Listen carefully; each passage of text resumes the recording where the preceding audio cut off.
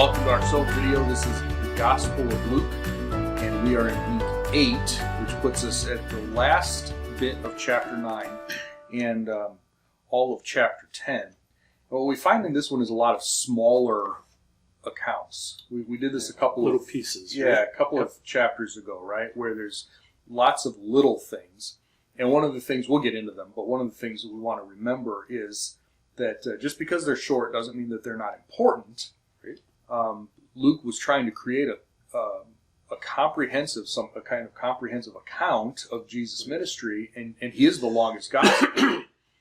And yet, obviously, these things did not advance the theme or the focus or the agenda that he wanted to advance, and so he put them in there. So he just mentions them, but he doesn't dwell on it. Sort of like a hit and run. Yeah. He drops it and he moves on. And this is one of those sections that has a lot of those. So we don't want to gloss over them. Right. We do want to focus on the parts that he focuses on, but we don't want to miss these other things. And so don't rush too quickly in your reading. Maybe read slowly, maybe use a different translation so that it forces you to slow down, maybe words it a little bit differently, and it'll catch your attention. So that's sort of my encouragement as we get ready to talk about this section. So what's in this section that is all of these pieces? Yeah, well, oddly enough, it starts out with 4 short ones, right? We start with the disciples who are arguing among themselves on who's the greatest, right? And Jesus says, the least one among you, and which is nice. And we get 2 sentences on casting out demons, and we find that there's somebody else who is not part of the disciples is casting out demons, and Jesus says that's fine. You know, they may not be with us, but they're against them. Which is really interesting in Matthew chapter 12, which actually is a part of next week's. It's sort of a parallel to next week's reading. Jesus is casting out a demon, and the religious leaders are all, "Oh, you can't do that." And he says, "Well, if I'm not doing it by God's power, who are your people casting out demons? Whose power are your people doing?" So there were other people who, exorcists or whatever. Jesus, of course, was different. But there were people who were at least claiming to be able to cast out demons in the area at the time. I actually thought you were going to go with Jesus saying, if somebody is not with us, they're against us. Yep. Because what he says here is kind of the opposite of that. But it's 2 different things. He's not too. Yep. All right. So Jesus is also rejected in a village in Samaria. And it's kind of he's been rejected by the Jewish people, but this was kind of seems like a harsher rejection. And then it's followed up with 2 of the disciples saying, "Hey, should we rain down some fire and brimstone on them? Burn the whole village." Yeah, and Jesus not only had to deal with what he was dealing with, had to deal with his disciples too. So that was going on. There's an interesting phrase, and maybe I can wait till later, but there's an interesting phrase in here. In verse 53, the villagers refused to welcome him because he was determined to go to Jerusalem. So there's 2 ways to take that, right? They knew he was determined to go to Jerusalem, and so they're like, well, if you're not going to stick with us, then we don't want you. Or because that was his path, and that was his focus, then everything else around that is sort of shifting, so they did not. Right, we don't matter, because they were in Samaria, right, which are the lesser people. Right. And now you're going to Jerusalem, where somebody from Samaria would see all the problems are. And instead, you're here, just stay with us, be ours, right? Not theirs. So there's a couple of different ways, depending on how that actually, how you read that. Jesus also challenged some of his followers, and we had talked in the past. People were just hanging out with Jesus because there was a cool show going on. Right. Some of the people started following him, and then from followers, you also had some disciples, and then you also had the apostles too. So Jesus specifically asked a couple followers, and I can kind of see him, pointing and saying, "You follow me." And the guy kind of freaked out a little bit. And said, "I will, but," and there was always an excuse. And we laugh at him, we make fun, and then we think about our lives. And this one hit hard with me because, I think I'm ready. I know I'm following Jesus, and then I get asked to do something, and I don't have the time. I have my life. I have other things, and it's exactly what's going on here too. Yeah, I would say that the difference between you and this guy is that as we walk the path, you're past the point of excellence, the all-in dedication, and so yours is you're in self-control and perseverance and godliness, and you're actually in that process, walking that path. This guy is still so early on. He's not even decided. He's not even faith yet, to that point yet, right? So maybe he's got faith, maybe he doesn't have faith. Of course, not the same. We're still pre-cross and everything here. But your level of dedication and resistance to one or two things, I think, is different than his level of dedication. And it definitely is. It definitely is. But I think people, you encourage everybody to read this slow and read in different translations, and it is very easy to gloss over when somebody says, "Oh, those foolish people back then." Yeah. But when you put yourself in there and think about it, what am I doing in my life? You see all your own shortcomings too. Yeah, and we don't want to. I don't want to negate, personal conviction and stuff. But there's a difference between somebody who's not following at all, who's just there for the show, and somebody who's like, okay, I am all dedicated, I am all in, I am dedicated, and I still wrestle with that. So, but yeah, you're right. Verse 62, no one who puts his hand to the plow and looks back is fit for the kingdom of God. That doesn't apply to a Christian who's already who's already, a believer. Right. And that's a tough one, right? Because you think, I'm looking back all the time, and I should look back. I mean, the past has a lot of meaning, right? But yet, we need to move forward too. Right. And my past life, needs to be over. Yeah, you can't let that define you. You can't let it drive you. You can't let that be your identity. You have a new identity. That's a good one. Yep. Yeah. All right. So moving on. So chapter 10 has three big sections in it. So there's a mission of 72, and you're gonna talk more about that. Yep. There's the parable of the Good Samaritan. I'll talk a little bit about that later. And then there's also a passage with Jesus and Martha in there. And a couple weeks ago we talked about this. Yeah. We talked about it from the standpoint, a couple weeks ago, Jesus was at dinner at a Pharisee's house, and there was an unnamed woman who was a sinner, and she anointed Jesus. Right. And I brought up the fact that, hey, the other Gospels name her, and what's the deal? And you said something along the lines of, seems like it's two events. Yeah. Well, it certainly gets brought out this week that it looks like it's two separate events. That, clearly earlier on, that event happened where Jesus was anointed, and now we have Mary and Martha in a different type of engagement that's more along the lines of the other Gospels. Yeah, yeah. And John does tell us that Mary also did that type of anointment later, but again, it's this Mary. It's a completely different relationship than this unnamed woman who, but yeah.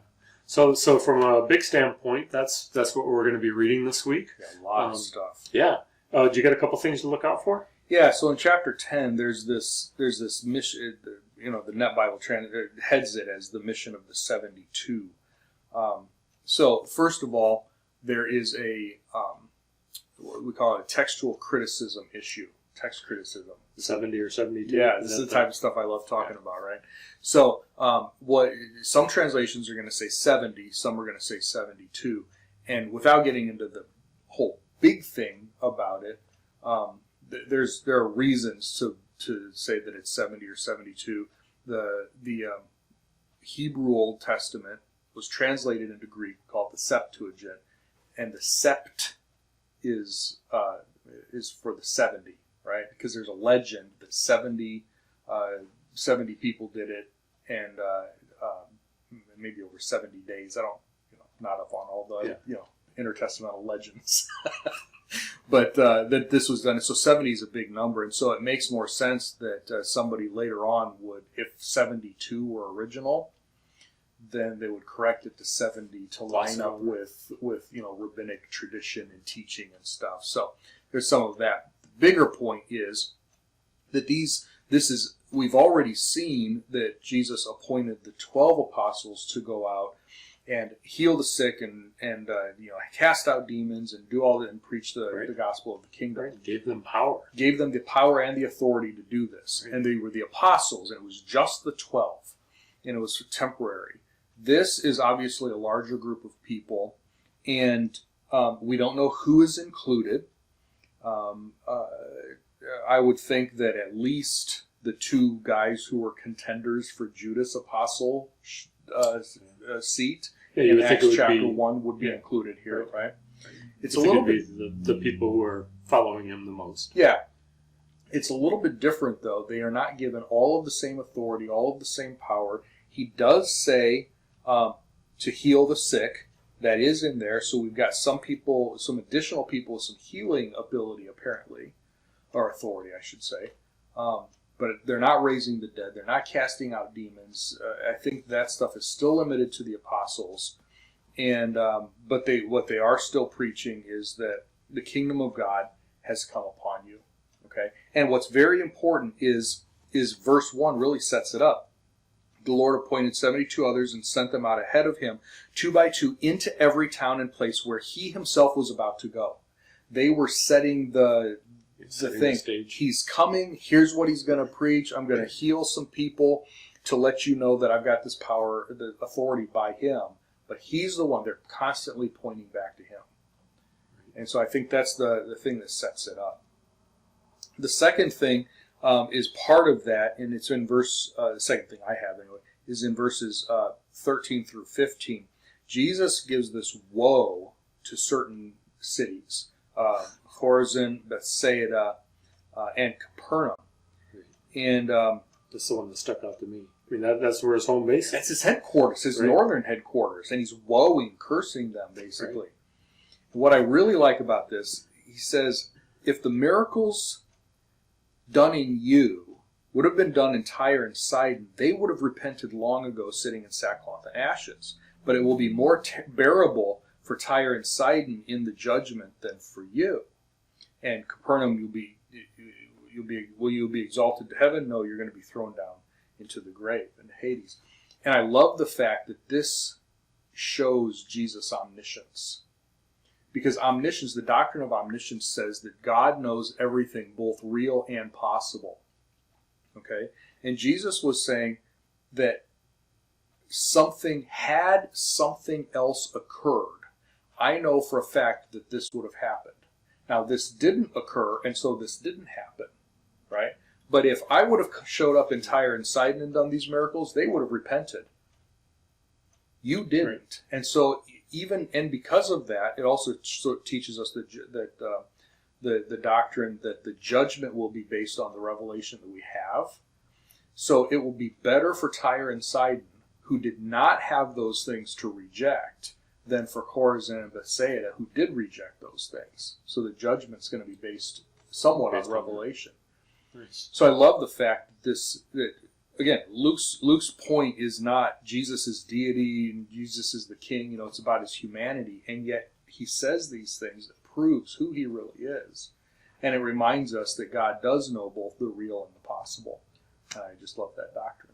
Nice, that's in there. Nice. Well, for me, a couple simple things stand out for me. And as always in the Bible, they're not simple, right? Something that seems simple is actually very difficult. And I see 7 instances this week, and I'm not going to talk about all 7, but I do want to talk about a couple of them so you get an idea of what I'm talking about. The first one is when Jesus is arguing, or the disciples are arguing who's the greatest. And Jesus says, whoever welcomes this child welcomes me. And we think about it from the standpoint of, how hard is that? Welcoming a child, but then it's every child, every time, and things get a little bit harder. The parable of the Good Samaritan. A story about a person who gets hurt on the side of the road and somebody helps him. Who's doing the most help? Well, the one who helped the person the most, obviously. And it's obvious, then it's an easy story.